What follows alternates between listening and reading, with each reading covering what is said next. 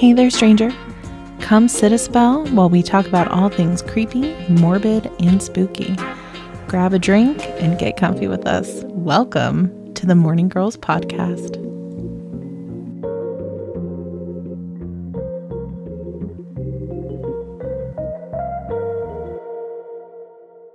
Yeah.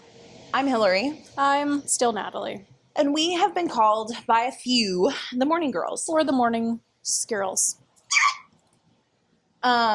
If you're not watching this on YouTube, you have no idea the face that I made, which is really a bummer for you. So watch it. Oh no. I'm not your mom.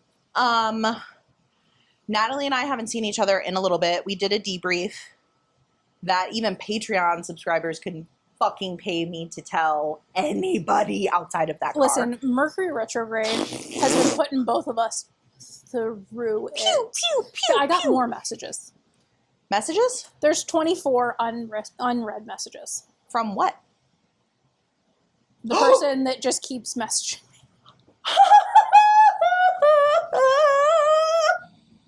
That's gonna sound insane on audio. Right. But all I can say is I can hear your voice Yeah. say what, my name? It sounds so sweet. Yeah. Yeah. Yeah.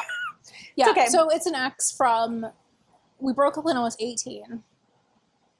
I'm now 37.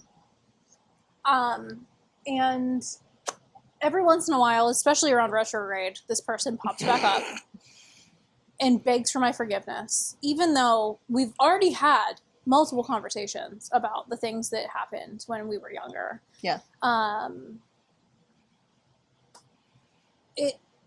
They're one of those people that, like, the meaner I am to them, the more they want to be near me.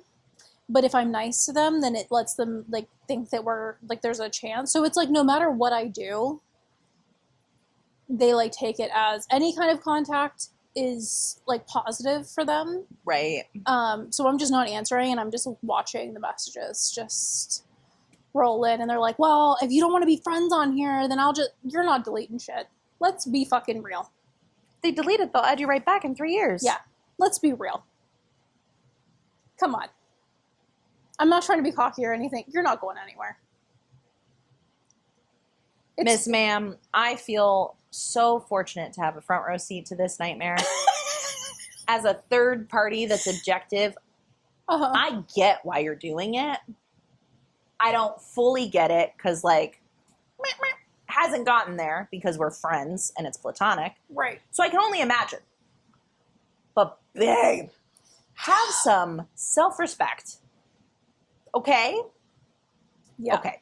Yeah. That's my message to her. I feel like retrograde always brings this on. And, like, we're going to talk about this, but, like, anytime I'm at, like, a crossroads in my life where I'm like, pick yourself up and get your fucking shit together. Mm-hmm.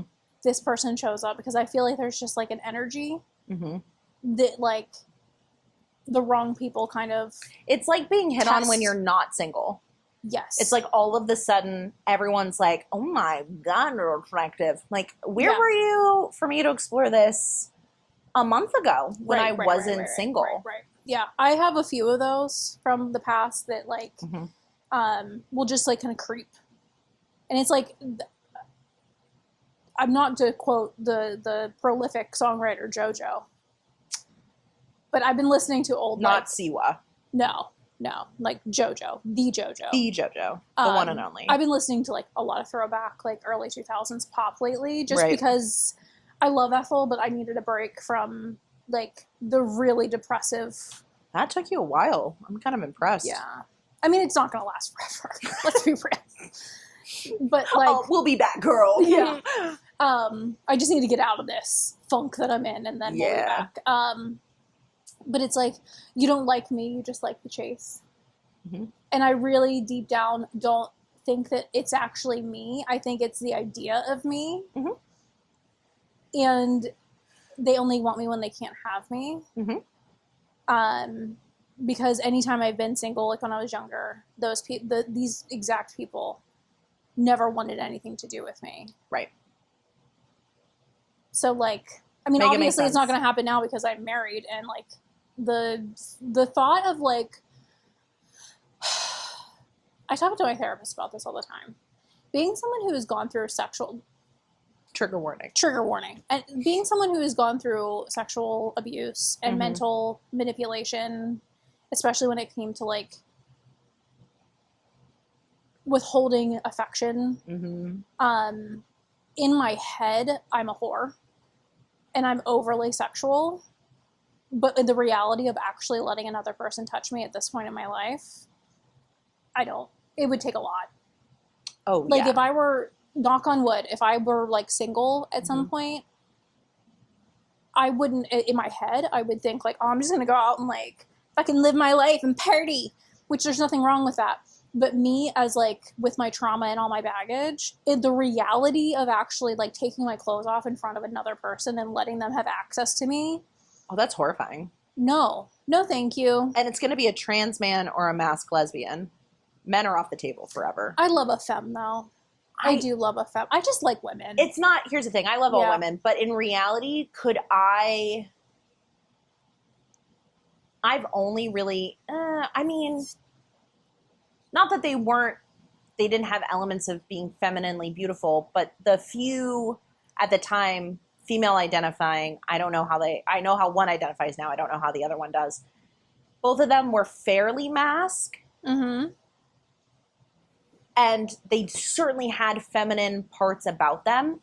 But I think that, this is going to sound like such a Libra-Leo situation. I want to be the center of the universe for them. And I don't want to compare and go like, you look prettier in a dress. Like, not that you can't wear dresses and be, mask presenting. But like, I want to be the princess on a pedestal.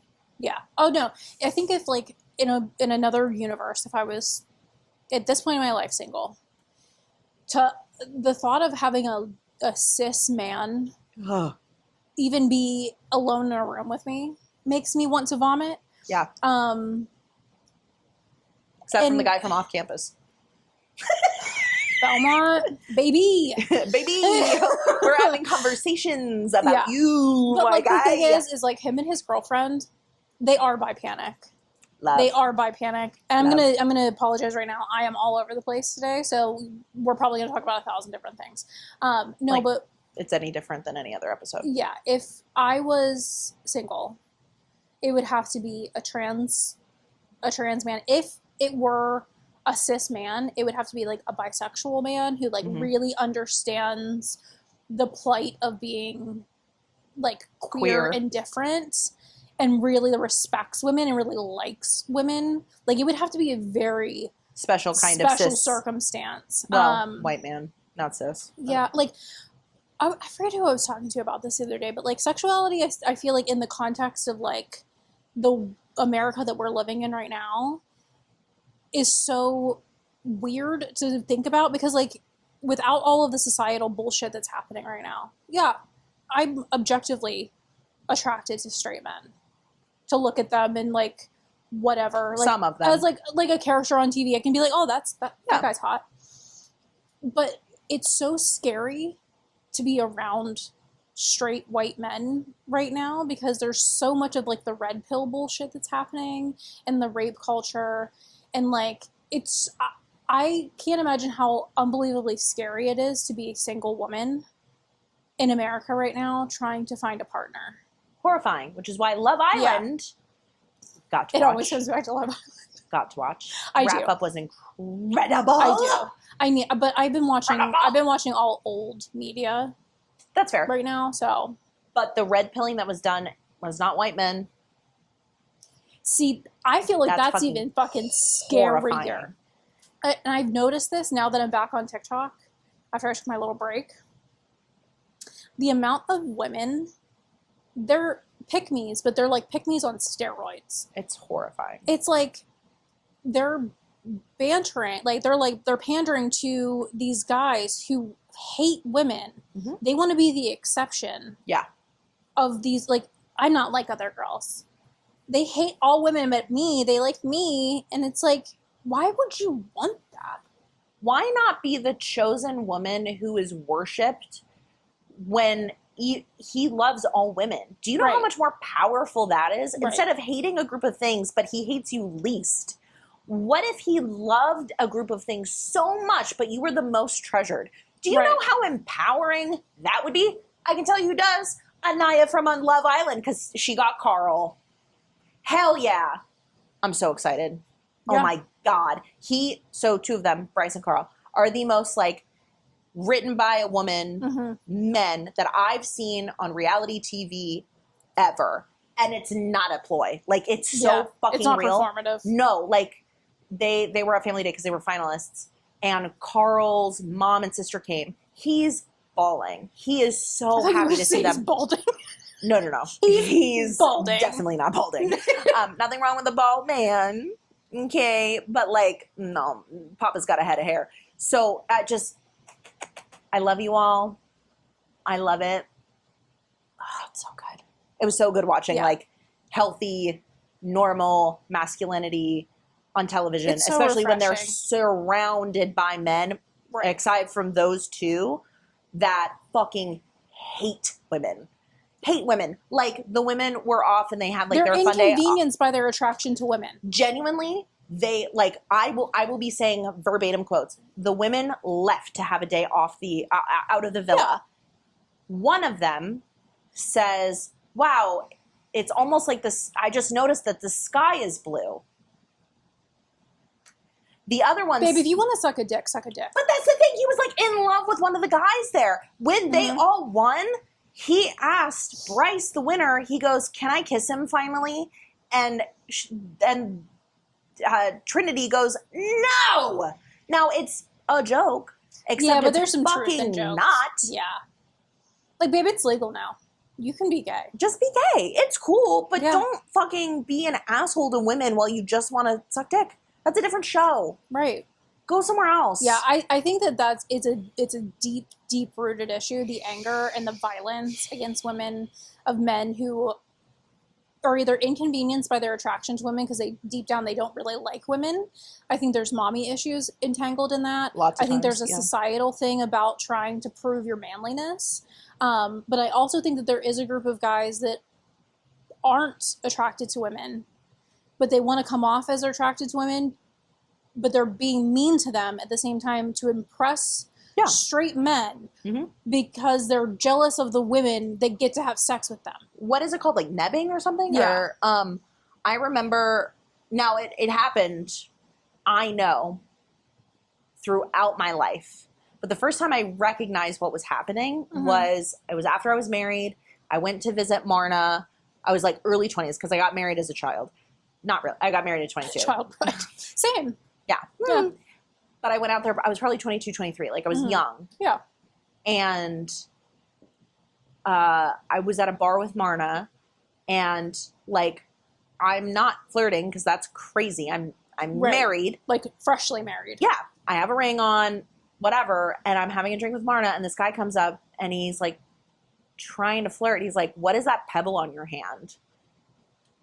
And I'm like, that's my wedding and engagement ring. He's like, that's really too bad. Like, why would da-da-da-da? I'm like, I designed this myself.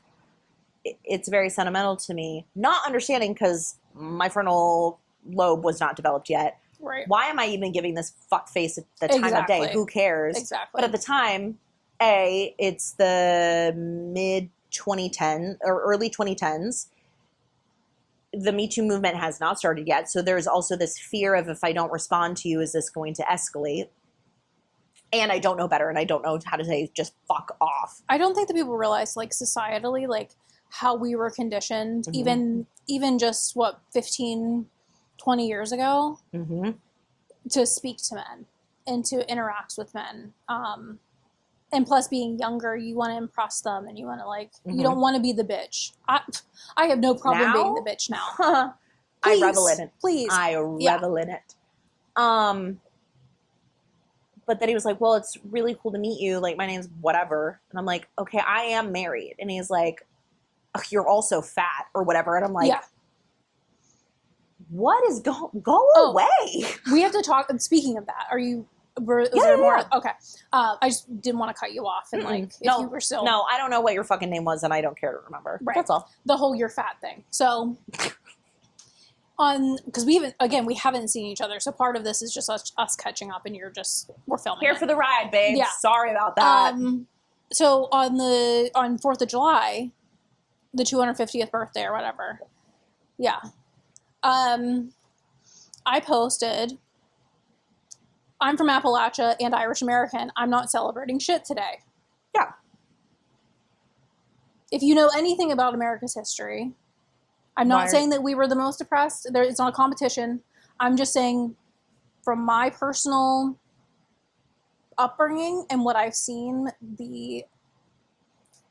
how that history has played out even in my generation, Irish American people were not treated very well until they were forced to assimilate into white culture and whiteness. And that led to violence and poverty and alcoholism and so many other things. When I talk about being Irish, I just want to put this out there on another platform because I feel like no one's hearing me. I'm talking about being Irish American specifically.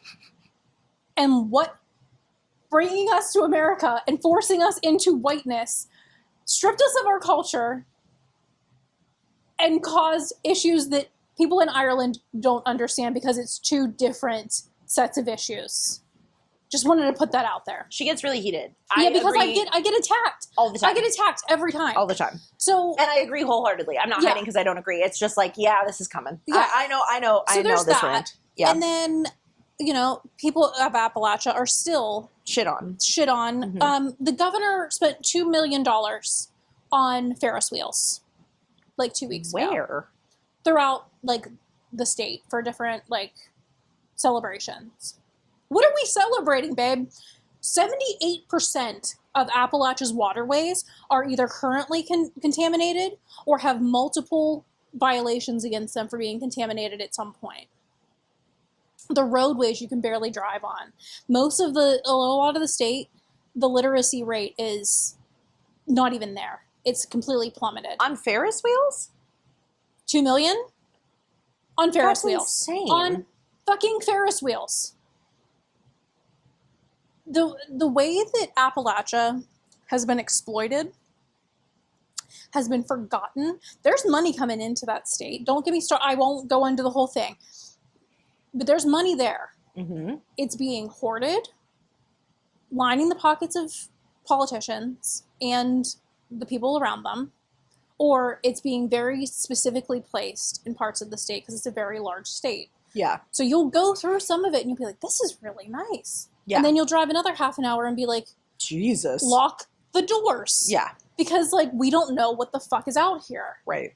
And it's not those people that live there's fault. I think there's a lot of jokes that are made about Appalachia and specifically West Virginia, but a lot of those have really serious origins. Right. Of the jokes, like the incest and the inbreeding and all of that kind of stuff. That's because it's real.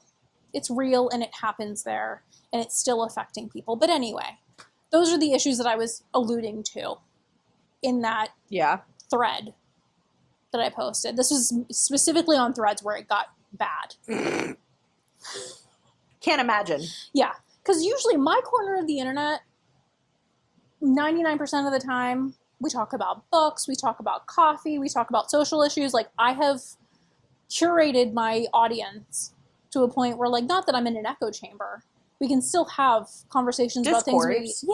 But, they're not the red pill idiots. It's usually people who can think for themselves, and when they come with an argument, it actually makes sense, and I can be like, oh, okay, maybe you have really changed my mind a little bit about something. It's not just insults and being awful. Threads is a whole different animal. It is turning into Twitter. So I got a lot of people telling me that I wasn't Irish. Either one, because I'm not from there, that I'm American, obviously. Heritage and ancestry are or not heritage, but nationality and ancestry are two completely different things.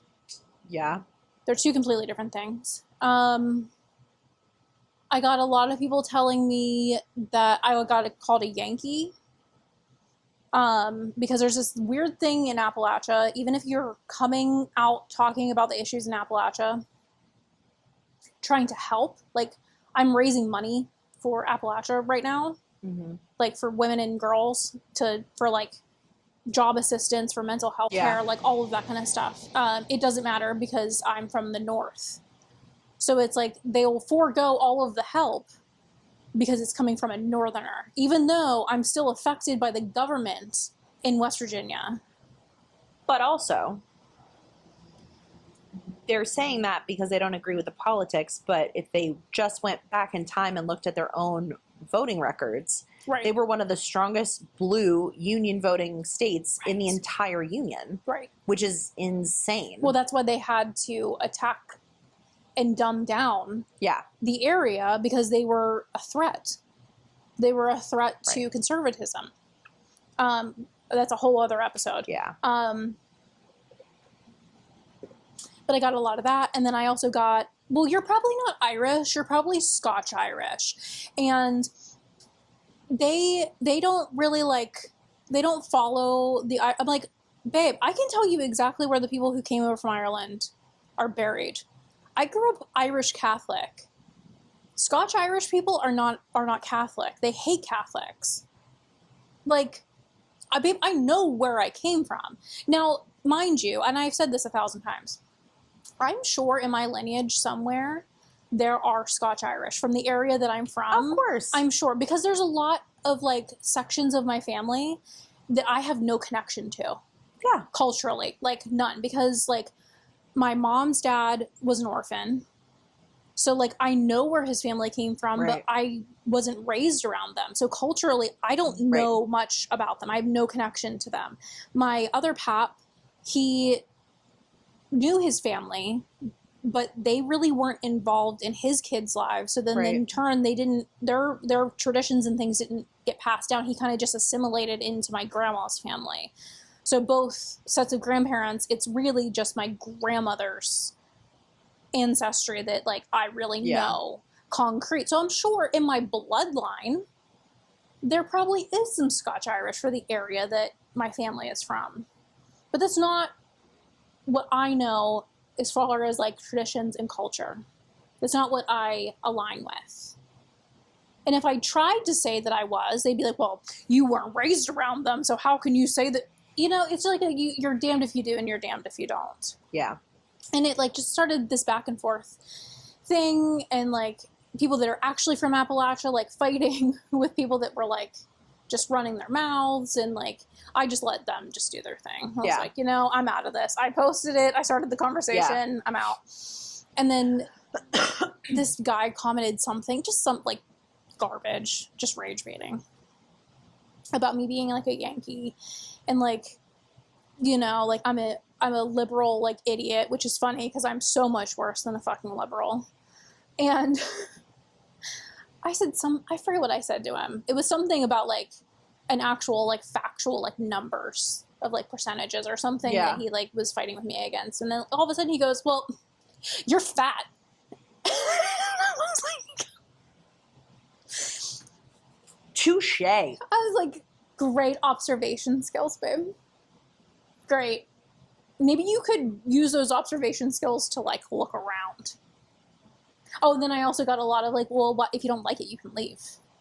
And I'm like, one of the most American things that you could possibly do is question your government. And fight for it. Right.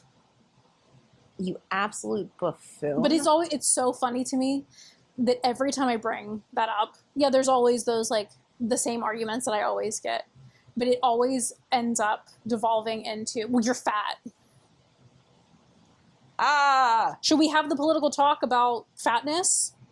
Not even just political. And how it's like anti-black? Yeah. And anti-woman? Terrible.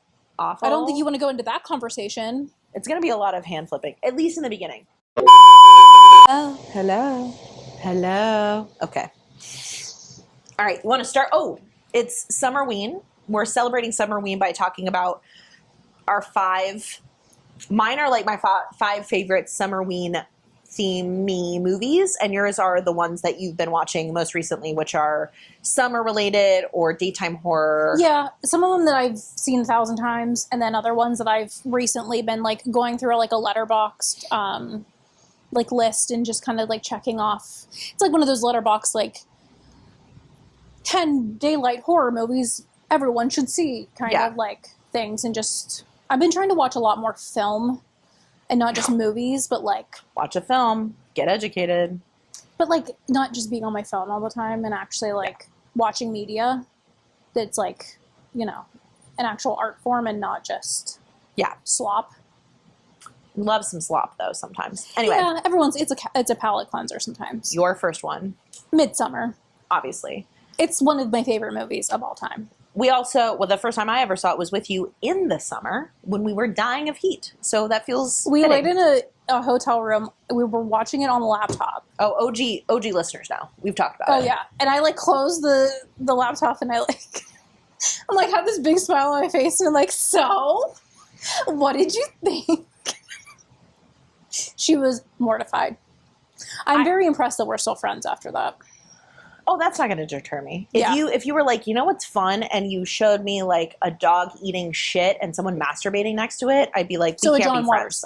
Right. Which is, she's warned me. Also, where did that come from? I'm so fucking sorry. That was a crazy just whoop. Mine is Jaws. I haven't seen Jaws in years. To me, it's a quintessential. Everything should be fine. It's the summer, but it's fucking not. Mm-hmm. And there's something to be said. I love a paranormal horror, but this is just out of your control. It's nature. That's so terrifying. And you're in the middle of the ocean too. I mean, like, at the end, but like they're supposed to be safe. They're on land. Yeah. And they just happen to be splashing around here and there. Yeah. Oh my God, it's so good. I haven't seen it in years, but I will say though, that score for that movie. So good. Brilliant. It's so simple, but even if you've never seen the movie, you know what that score is from. Perfect. It's perfect. Like it's just so good. Yeah. What's your second? I will say to preface this one, this isn't one of my favorites necessarily, but it's one that had scared me the most. Ooh, okay. It made me the most uncomfortable. Is the original 70s Texas Chainsaw Massacre. I can't watch it. It makes me so fucking uncomfortable. Mm-hmm. I can remember watching it as a kid, and I think the fact that I've watched the remakes since. Yeah. And they don't freak me out as much. I think it's because it's like Hollywood lighting and like it just takes you out of it. There's something about that 70s yellow cast and like the popping in the background where there's not really like music and just like the silence, but in like broad daylight. It's just so uncomfortable. It still to this day, I watched it not too long ago and I'm like really watching it with adult eyes. Mm-hmm. And being like, there's nothing really, like, terrifying about this. Like, it's not like It's a chainsaw massacre. I mean, it is, but, like, it's not like... I don't know, comparatively to all the horror films that have come out since, that are constantly trying to, like, be scarier and gorier. Like, going back and watching that, the actual substance of the movie isn't, like... oh my God, it's going to keep me up at night. Yeah, I get that. The vibes of the movie. It's the way it's shot. It's the fact that like it's like a still camera for a lot of it where it's just like you're almost looking at someone's like memories of something happening. Like found footage before it became footage. Fucking like I love found footage. If it's done well. It's so good. If it's done so good. Yeah, if it's not done well though, it gets real cheesy. Of course, yeah. And but not in a fun, campy way. Like just in a cringe. I've wasted my time. Cringe. Kind of way. But the original is I'm pulling up my list. Yeah. Honorable mention because I didn't think of it until you said like vintage 70s. Mm-hmm. While this was late 60s, it's not on my list. But I have a feeling I know what this is because it's on my list. No. Rear Window. It's during a heat wave in New York. I've never seen it. What? You know, it's like, do you know anything about it? Mm-hmm. See, you have to understand too, like... So good. You got into horror right when we started hanging out. Yeah, and the only horror that I really had any kind of, like, reference to before I really started, like, watching horror as an adult were things that, like, either my parents watched... Right. Or, like... So, like, my frame of reference was very narrow. Okay. Yeah. Right. So did you see Disturbia with Shia LaBeouf? Yes. It's based off of Rear Window. Okay. So Shia LaBeouf in Disturbia is he's house a horror arrest. film in his own. Right. Yeah. But he's on house arrest. Mm-hmm. Rear Window is about it's Cary Grant. No. Is it Cary Grant? Hold on. Love Cary God, Grant. the moon for Mary. That's Cary Grant, right? Am I losing it? I don't know. No, it's not Cary Grant. Fuck. Oh no. From not a Christmas Carol? No. Whatever.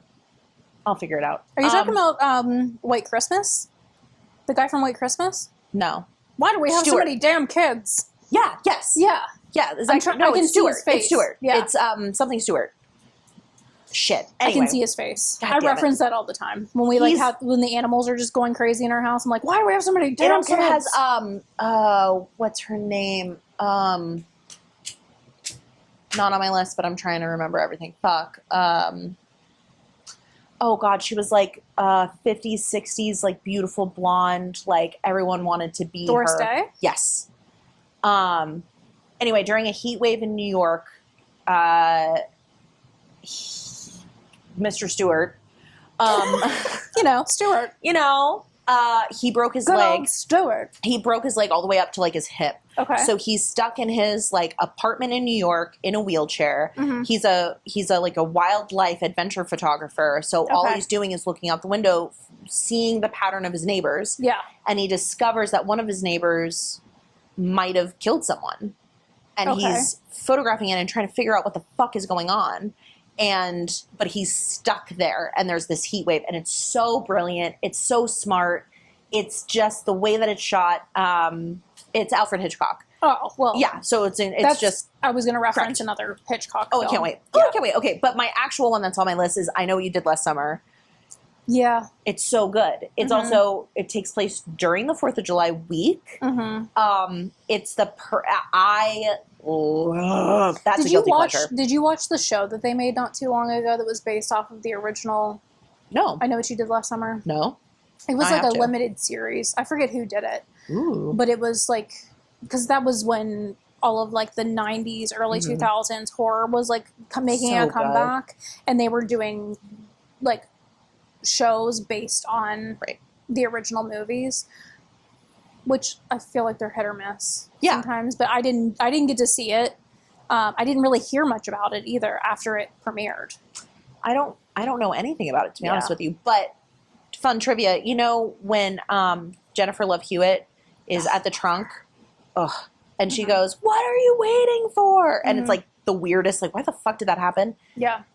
Trivia, a like kid, I think it was like not terminally ill, but it was like some kind of like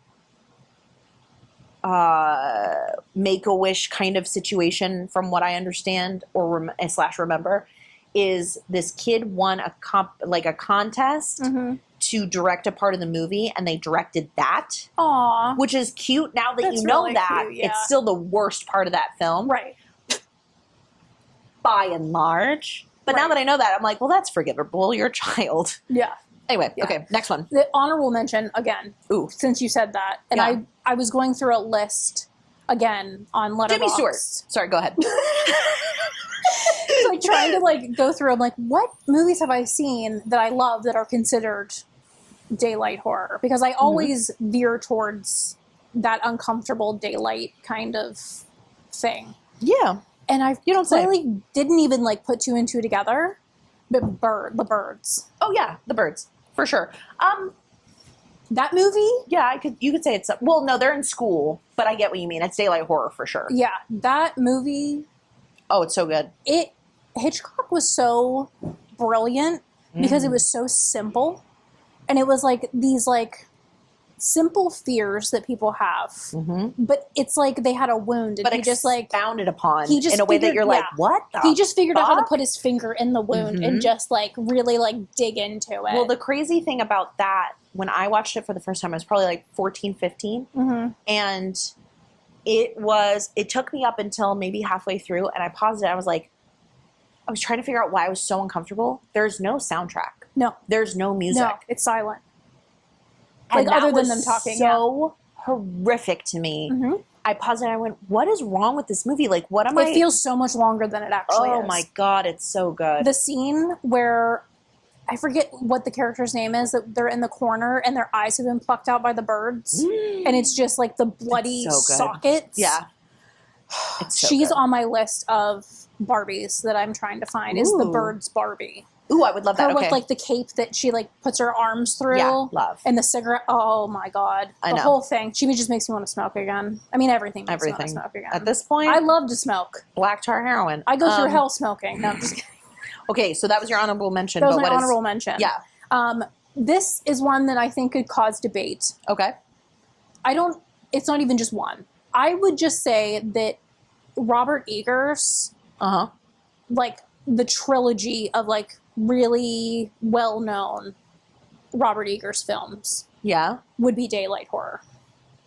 Or at least the scenes in those movies that are notable are during so The Witch, daylight. sure. The Witch is during some of it, the day.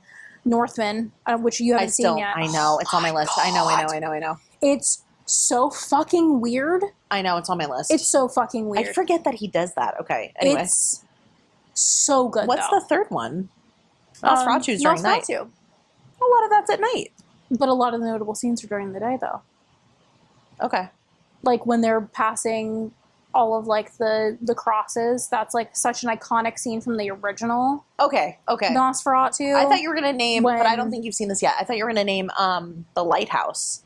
No, but I did that is during the day a lot of it, From what I understand, yeah. From the scenes again, I've haven't seen it. But the gradient is so dark that it's almost hard to decipher both Nosferatu and... But even like the scenes of her like holding the lilacs and there's like daylight coming in through like the windows. That's true. I will say like when you think of his movies, the scenes that you think about are really horrific shit happening during the daylight. Okay, I can see that. Or at least moody daylight. I can see that. Okay. Coming through. So I will say like anything that Robert Eggers makes. Well, that's given. Yeah. I mean, a man who understands Shakespeare and understands like women, female anger in a sexual, animalistic way. Love him. All I need is 10 minutes and a hair tie. It's getting hot in here, and it's not the summer. Okay. Well, it is. And okay, my third one is Us. I have yet to see it. It takes place during a summer vacation. It is so fucking uncomfortable because you've got the entire cast having a double who are so wrong and other. Is it a Jordan Peele? Yes. Yeah, that's what I thought. Yes. You could also put Nope on there. A lot of it happens during daylight. He's a fucking genius. I love Jordan Peele. I want to crawl inside of his mind. So I would, much like you grouped one director's movies, I can't in good conscience do that with Get Out. Just because, like, you could. It was so good, but like, I wouldn't consider that like a summer film, in my opinion. I mean, the really notable scenes of like when they were like hunting, and when they were like doing like the gatherings and stuff were like summer parties. I mean, yes, but my stuff is like, oh goodness, it's hot, it's summer. Like that's where my brain went when I was reading the list. It's definitely not a winter film. It's not a fall film, but like to me, Nope and Us very specifically, Summerween for sure. Yeah. Get Out, sure. I would classify. I've been trying to get Potter to watch Get Out. God, it's good. I was not prepared when I watched that movie, and like I love an uncomfortable movie. I love a psychological like thriller. Yeah. I was not prepared for how fucking like deep in your brain that movie like worms its way into, and I wasn't prepared for like horror movies that make you like sit there and just stare at a wall. Love it. Afterwards are probably my favorite, but I was not prepared for it to go that deep. You got to see Nope. It's so fucking good. Yeah. Keke Palmer, girl, I love you down so fucking bad, babe. Oh my God. Did you see her at the BET Awards? Yes. She's like, why the fuck did they hire you? Incredible. She's like, give me that. Incredible. All right, what's your fourth? So these are ones that, like, again, they're not my favorites, I guess, but they're ones that I've recently watched. Because, again, my husband is a big horror buff. And when I said that we were making a list of daylight horror and I needed some more references for it, he was like, oh, we can watch X, Y, and Z. Nice. So this wasn't necessarily his doing, but a few months ago we did a horror night at the Harris Theater downtown. Yeah. Where we set up a booth. But they play a surprise horror movie fun. Every time. There's a theme, but they don't tell you what it is until it, like, comes up on the screen. That's fun. Yeah. I didn't know they did that. Yeah. Yeah, it's like once a month. I'll go do that. And this one was Day of the Dead. Yeah. And the actress who was forgive me, I follow her on Instagram. She bought shirts from us. It's okay. I cannot remember her name. She was there, and she did like a Q&A. That's cool. She was so sweet. Her dad was really good friends with, is it George Romero that made all of those movies? Yeah. So they were really good friends, and her dad worked with him, and then she ended up being in, like, some of his movies. Yeah. She's the sweetest person ever. If you've seen Dawn of the Dead or Day of the Dead, you know who I'm talking. Yeah. Laura something. Right. That movie, Potter has told me so many times that, like, that's, like, his least favorite of that whole franchise. Oh, interesting. And he's, like, a big Romero fan. Like, that is, like, he loves Romero. I enjoyed it more than some of the original, like, older ones, I would say. I thought the pacing was a lot more exciting than the older ones. It's very different. It's very much like, he was a student filmmaker. And, The pacing is different. It's in color. It's got, like, that 80s, like, grittiness to it. Yeah. Even, like, the sound when they talk has that 80s. I don't even know how to, like, describe it. It's like when you watch things in, like, the 40s and they have, like, the transatlantic. It's like that thing that, like, tickles my brain, where it's like there's, like, this little bit of, like, fuzziness to the way that they talk, and it's uncomfortable because they're in this, like, underground bunker kind of thing that is all concrete. But when they do go up, it's daylight, but these, like, awful things are happening, and, like, each one of the zombies has their own, like, you could watch that film so many times and pick out different zombies that you like better, because they all have, like, these, like, themes to them and personalities. And the practical effects in those movies are insane. Oh, they're great. Especially for the time, because, like, you think... And that's what he completely changed the game on, his practical effects. Yeah. I think that movie was, 79 or 80? But even then, you think, like, oh, yeah, well, by that time they had a lot of special effects. There was still a lot of stuff that they were just kind of, DIYing, because there was no way to do it other than, like, practically making it happen. Yeah. So, like, the makeup artist on that movie, 10 out of 10. Because zombie movies can get really cheesy really quickly, and it can take you out of, like, the story. Romero he's, like, the godfather of zombies. As you should be. But then we watched, again, he's like, that's his special interest, are Romero movies. So the other night we watched Day of the Dead, Dawn of the Dead, whatever. The other one that he said. They were Day and Dawn. I think it was Dawn. Sure.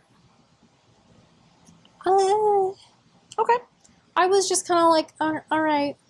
You're allowed to have a favorite. Yeah, it felt very reminiscent of the other one, to the point where there wasn't enough distinction between it to make it, like, its own thing. Got it, okay. And I enjoyed the first one and I don't know if maybe that would have been different if I would have saw the other one before. Like, I don't know. Right. The color palettes were very similar.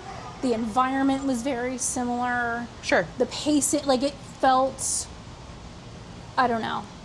It's like AC/DC. Like, they figured out how to make an album and they just kept doing it. Yeah. Like, I feel like sometimes those movies tend to be like that. Like, it might be different actors and actresses and technically a different plot. Right. But it's kind of... It's the same. Yeah. revised. Yeah, but it's I enjoyed it. It's like musically if you have a reprise or a reprise, whatever. Yeah. It's the same thing where it's like, that's it. Shout out, though, to Shaun of the Dead. I fucking love that movie. Yeah. And obviously it was a homage. Okay. So, I gotta go back to my list. This one's controversial only because the director and creator, from what I've seen, allegedly, whatever, is a total fucking creep. But Jeepers Creepers. Who's the director? I can't remember. But I don't think I've ever seen Jeepers Creepers. It's so good. Mm-hmm. But the director sucks. I mean, if all that's true and all of that is correct, yuck. But that movie is awesome. That's how I feel about the new Dracula. I know that we're not supposed to like it because... Wait, what's wrong with the new Dracula? The director, what's his name? The fucking French guy. I don't know. He's awful. I still haven't seen it yet. He's awful. Oh, that sucks. He, like, openly dated teenagers. And, like, yeah, he's awful. Okay. But he knows how to make a fucking movie, though. I know. You know? And it's sucks. like, that's why I just try to, like... That's like people going to the Chris Brown concert. I'm like, girl. You know, Rihanna wasn't, like, the exception to the rule. Mm-hmm. She was the rule. Mm-hmm. He's horrible. And you're letting him touch you? Between that and the, what's his name? The Irish fucking UFC. Gregory, whatever the shit. I read a comment the other day that was like, well, he turned to God. And I'm like, and they were like, well, only God can judge him, and only God knows his heart. Try me. Trigger warning, he raped that girl so violently that she had to surgically have her tampon removed. Like, I'm sorry, I don't care how many and the same God that forgives him is a jealous and envious God. Yeah. Who would put his enemies in a pit and lake of fire, right. But we're supposed to forgive everyone. Yeah, no. No thanks. Maybe for your God. Maybe in your religion you believe that. But your religion doesn't set the standard for everybody else. Oh. Wrong is wrong. I will never understand the religious side of things when they forgive someone like that. But then a woman who had to have an abortion for medical reasons is never forgiven. Like, I just make it make sense, babe. I don't they can't. Understand. They don't even know how to. Yeah. The cognitive dissonance is fucking earth-shattering. Yeah. Okay, you have an honorable mention. Honorable mention. Have you ever seen Don't Worry, Darling? We have absolutely talked about Don't Worry, Darling. I don't remember us ever having a conversation about it. Absolutely. So you saw it. Mm-hmm. For months, would not stop talking about it. It's so fucking good. And then I finally saw it, and we've talked about it. Yeah. I think we've even done an episode of the podcast on it. I don't remember that. And the alternate ending and the original the writer. alternate ending would have been so much fucking better. Yeah, we've absolutely done an episode on it. I hate Olivia, whatever her name is. Yeah, Wilde. I feel like I think she like wanted to break that apart so that she could say that she wrote more of it than she did. Like, from the original, like, writing. I think Which she is, like, wanted more of a hand in it than she had originally. Harry Styles should not be an actor. Let's just say that. I very love him. pretty, very funny. Very funny. He was so funny on Brittany Broski's Round Table, Royal Table, whatever He's hilarious. Love him. So what a guy. Funny. I do not think you don't that need to act, no, though. No. That's okay. It was just because he was dating her at the time that the movie was being made. I mean, there's so much fucking drama behind the scenes of that movie. But Florence Pugh... I love you. I would bring you cheese any day you want, babe. Her wardrobe in that sunken living room... I know. Fucking losing her mind screaming at him is like all I think about. When I think about female rage, I think about that scene of her in a perfect, like, housewife, like, matching bow dress, perfect, like, living room setup, just losing her mind. On the total opposite side of things, Chris Pine. Mm-hmm. It's fine. No, but I would consider that maybe not daylight horror, but daylight like summer thriller. Well, not summer. It's like hot desert, so I would accept it. Yeah, I love anything obviously that's 60s based, but 60s psychological stuff where like even like the scene in Beetlejuice, or not Beetlejuice, but in Edward Scissorhands, like when they're all doing the exact same thing, and it's like the only difference is their cars and their houses are different colors, but the wives are all out on the edge of the thing like waving, and then they all go back in at the same time. Like I love anything that is like that. Did you ever see Fido? No. Oh, we gotta watch it. There was, on that same vein, there was a it was a book series that they turned into a show, and then they just like fucking canceled it. It was with Matt Dillon. Where it was like a post-apocalyptic like neighborhood that the government had built, like a dome kind of thing, and they didn't realize that they were living in that, and the rest of the rest of the world was like taken over by like these like zombie creature like things, and they were in like a simulation that like the government was like they testing. all had like very regimented lives where they all lived the same like life pretty much, and it's like the Don't Worry Darling where they're like paired up and like this is your household now, and they were like told their history, so like they really thought that they were their real memories, and then they started to put two and two together that like, wait, this is kind of strange. And then you started to realize, and they pulled back, and it was like the Moon-Eyed People kind of stuff. So Fido, more 50s than 60s.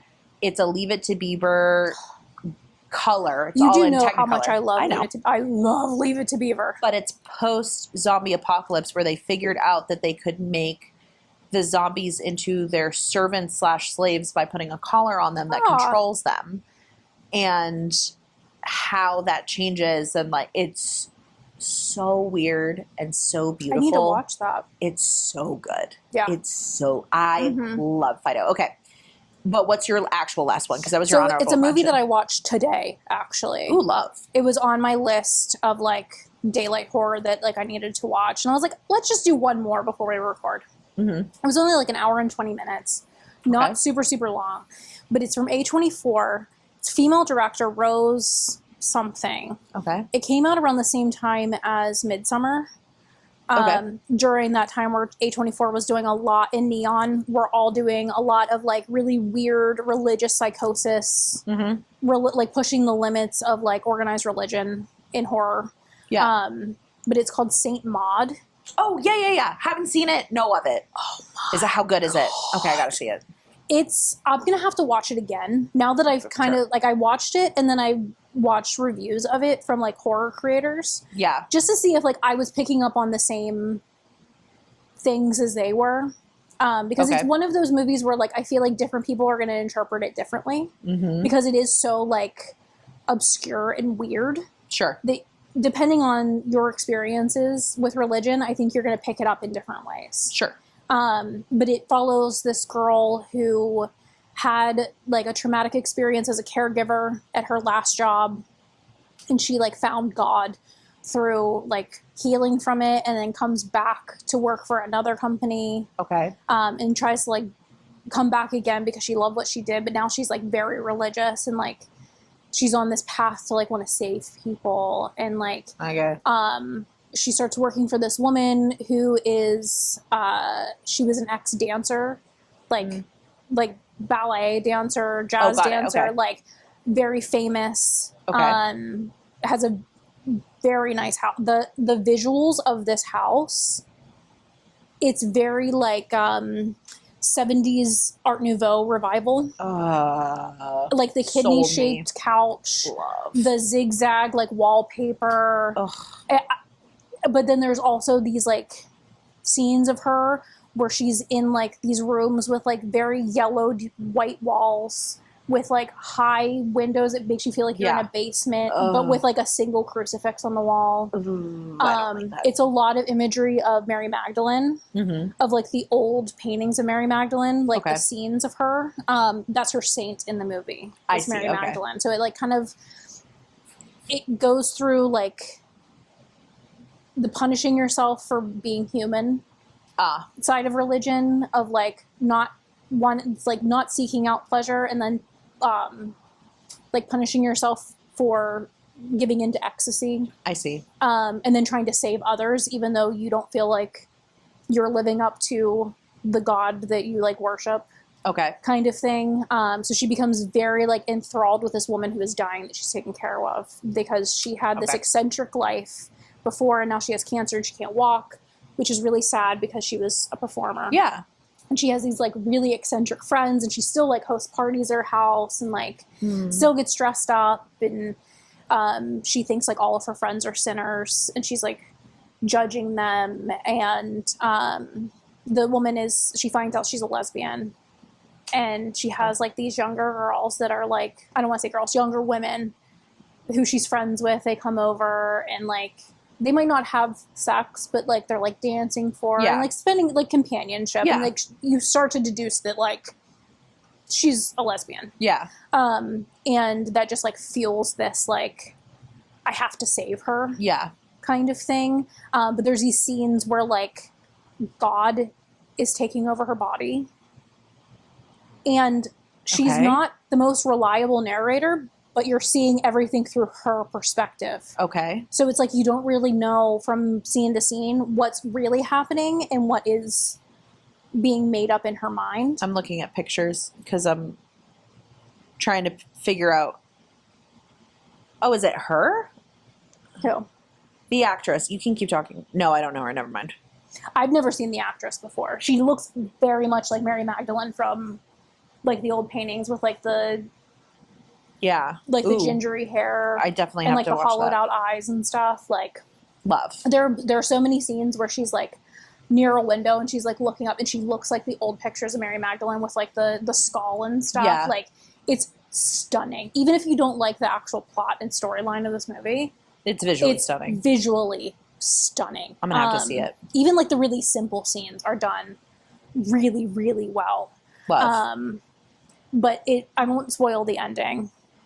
But you go through this like religious psychosis with her, where you're like, what is real? What's not? Yeah. Is this inside of her brain? Is this like a stigmata kind of thing where like she's being cursed with like the spirit of Jesus or whatever? Like, you know what I mean? Like, you're like, what is the this? fuck is but happening? In the end, it's a split-second thing at the end, and you're like, holy shit. It all, like, makes sense. Love stuff like that. Yeah.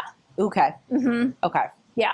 Okay. Good one. Mm-hmm. Yeah, when I tell you it's a split second, the ending, when it all comes together, she's fucking brilliant. It is a second long. I have to watch it. It flashes on You have to watch it. We have to watch it. Yeah, it flashes on the screen, and then it's gone. I will watch it. Mm-hmm. I'm getting chills just talking about it. Okay, It's I so love good. that. Yeah. So I have 2 honorable mention shows just quickly to name, and then my last one.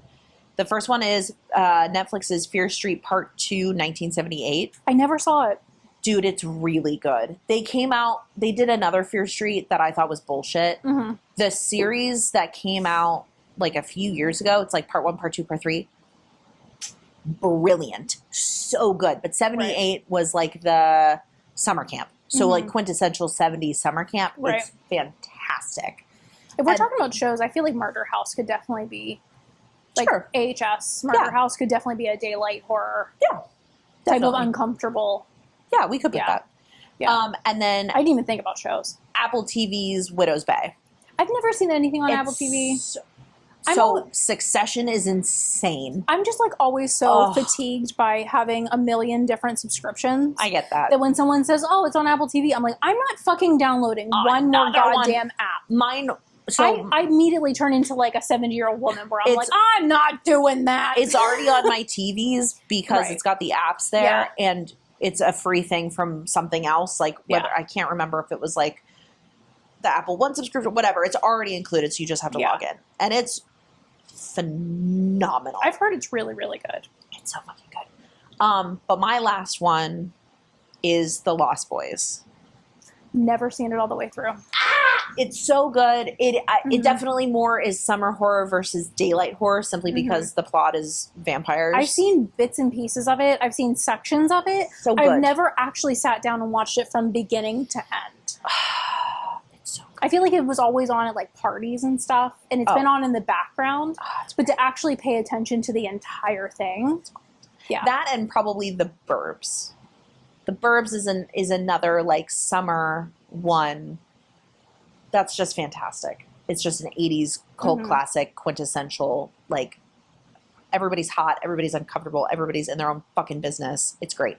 But The Lost Boys was one of the bigger turning points in my adolescence of getting into horror, being alternative, being okay with being alternative. It is a cult classic for a reason, and it was very much like I was ushered in by older, true, like, goths who I had, like, befriended, and they were like, no, you have to watch this. And it was such a pivotal point in my adolescence that it not only is the film, in my opinion, just fucking awesome, but it's just a very lovely memory of seeing it for the first time, and it's a comfort film for me. I love The Lost Boys so much.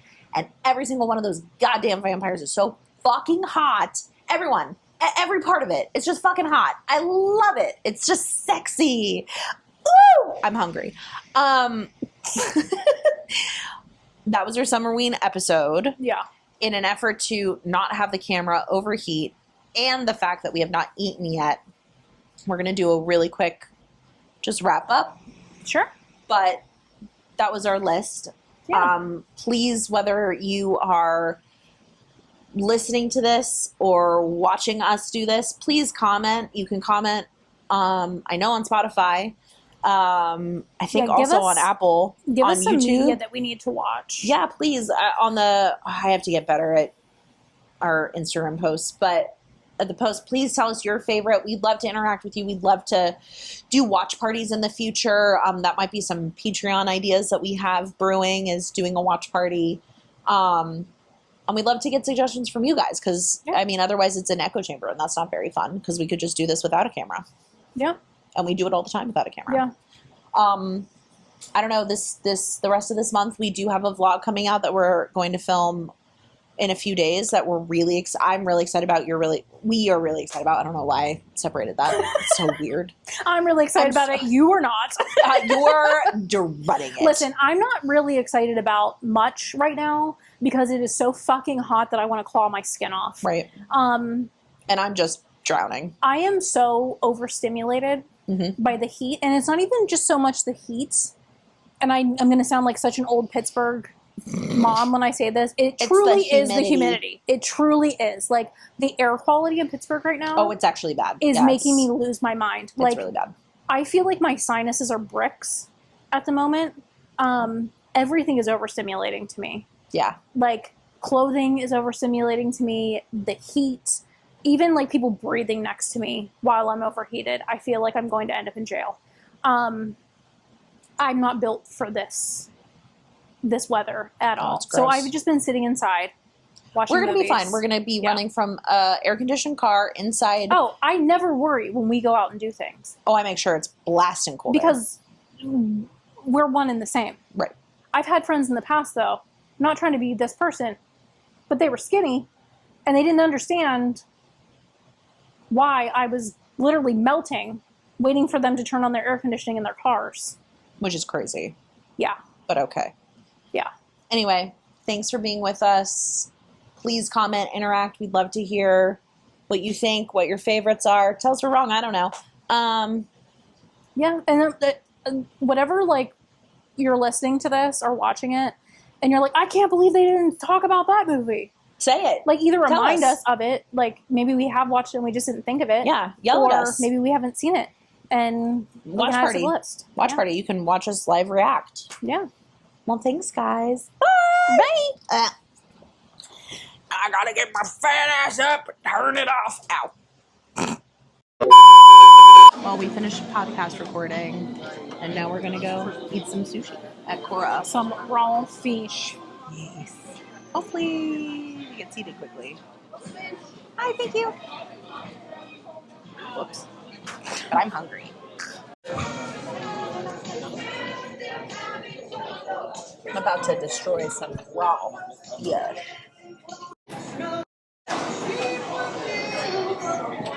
Hell yeah, brother. So good.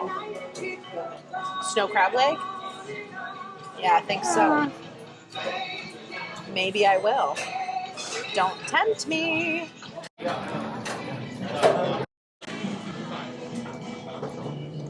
We are maybe 10 minutes sitting down and we are 5 plates in, about to be 6. It's going to be a good day. I think, yeah. There's another Philadelphia roll coming if you want it. I think I'm going to wait for a crunch roll. I do love crunchy roll. That is a lot of sauce. I know. Ooh. I really didn't even notice at Bye, first. buddy. Bye, friend. Well, 15 Hello. plates in. How do you feel? Stuffed. It's really good. Oh, is that a Korean barbecue place coming up? Where? Over there. Maybe. They're putting one down at the waterfront where Charlotte Ridge used to be. Ooh, really? Yeah. Oh my god, I'm so full. That's Millie's. No, Jenny's ice cream. Where's Vanilli's? I love Jenny's ice cream, but I don't think I could survive a bite. And that's the end. It's the end of the night. Is our mics on? No, but that's okay. I'm sure they can hear us. Hopefully. They can hear us. Oh my god, Zoom. Jesus. Okay, bye. Jump here. Bye. Bye.